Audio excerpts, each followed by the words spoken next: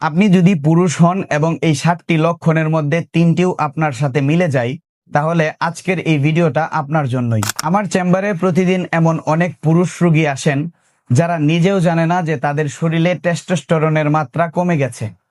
কারণ এই সমস্যাটা প্রথম দিকে খুব সাধারণ দুর্বলতার মতো দেখা দেয়। চিকিৎসা শাস্ত্রে টেস্টোস্টেরন কমে যাওয়া যেই লক্ষণগুলো আমরা সাধারণত দেখি তা হলো যৌন আগ্রহ ধীরে ধীরে কমে যাওয়া, সকালে স্বাভাবিক ইরেকশন কমে যাওয়া, সারাদিন অস্বাভাবিক ক্লান্তি অনুভব করা, পেশি শক্তি ও শারীরিক সক্ষমতা কমে যাওয়া, পেটে চর্বি বা মেদ বেড়ে যাওয়া, মেজাজ খিটখিটে হয়ে যাওয়া বা মন খারাপ থাকা, কাজে মনোযোগ ধরে রাখতে না পারা।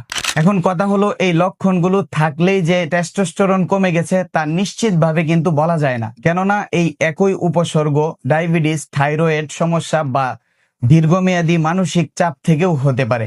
তাই আমার পরামর্শ থাকবে, লক্ষণ মিলে গেলে আতঙ্কিত না হয়ে একজন চিকিৎসকের কাছে গিয়ে সঠিক পরীক্ষা করিয়ে নিন। সমস্যা ধরা পড়লে তার সঠিক চিকিৎসাও আছে। এই ধরনের স্বাস্থ্য বিষয়ক সঠিক তথ্য প্রতিনিয়ত পেতে চাইলে এখনই ফলো করুন। ধন্যবাদ।